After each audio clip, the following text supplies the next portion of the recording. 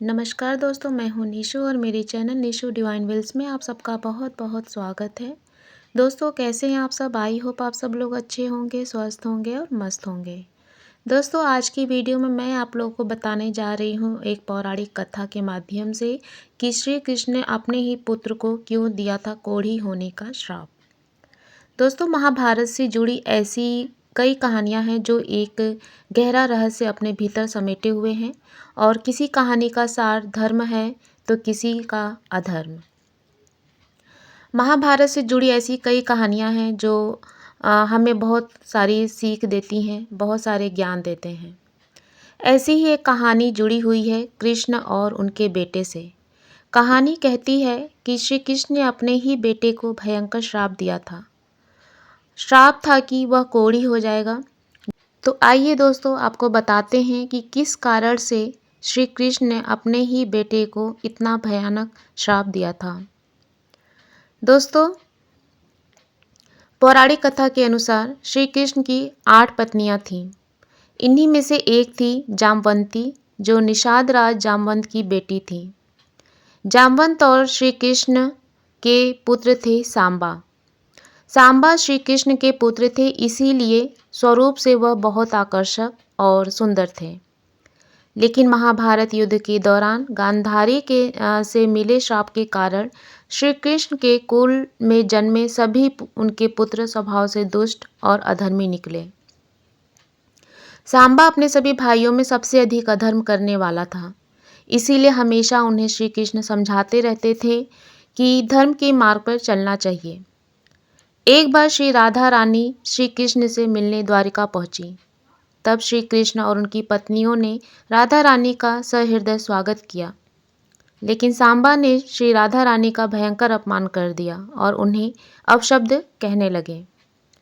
यह देख श्री कृष्ण को क्रोध आ गया और उन्हें सांबा को कोढ़ी होने का श्राप दे दिया। इसके बाद सांबा को अपने भूल का आभास हुआ, लेकिन तब तक श्राप का प्रभाव दिखने लगा था। ऐसे में महर्षि कटक ने सांबा को कोढ़ से मुक्त करने के लिए सूर्य आराधना का मार्ग सुझाया। तब सांबा ने चंद्रभागा नदी के किनारे सूर्य देव की आरती मंदिर का निर्माण किया और 12 वर्षों तक तपस्या की। सूर्य देव ने प्रकट होकर सांबा को कोढ़ से मुक्त होने का वरदान दिया और सांबा को उनका सुंदर शरीर वापस मिल गया।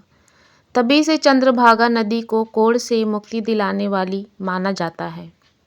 वही सूर्यदेव का यह मंदिर आज पाकिस्तान के मुल्तान शहर में स्थित है।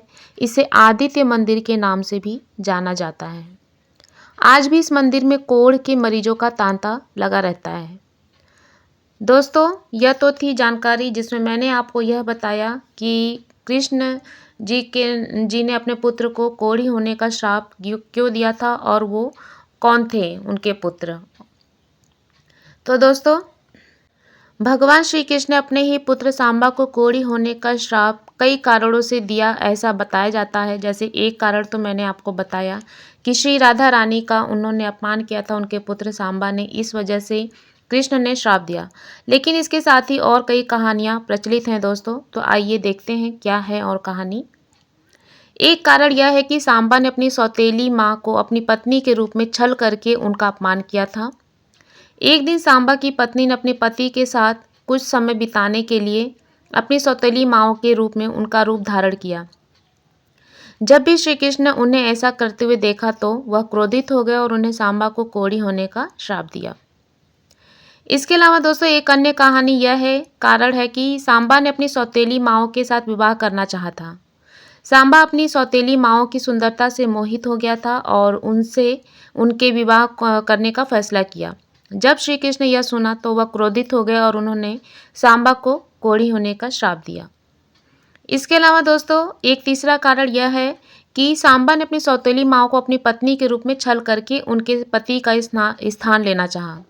सांबा ने सोचा कि अगर वह अपनी सौतेली माँ से शादी कर लेता है तो वह अपने पिता श्री कृष्ण का उत्तराधिकारी बन जाएगा। जब श्री कृष्ण ने यह सुना तो वह क्रोधित हो गए और उन्होंने सांबा को कोढ़ी होने का श्राप दे दिया।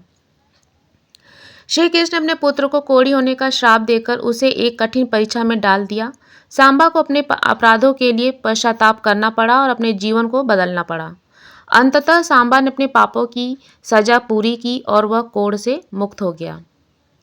श्री कृष्ण के इस कृत्य को कुछ लोग उनके क्रोध और अनुचित व्यवहार के रूप में देखते हैं, हालांकि कुछ अन्य लोग इसे एक शिक्षा के रूप में देखते हैं। वे कहते हैं कि श्री कृष्ण ने सांबा को यह सिखाने के लिए श्राप दिया था कि पाप के परिणाम हमेशा विनाशकारी होते हैं।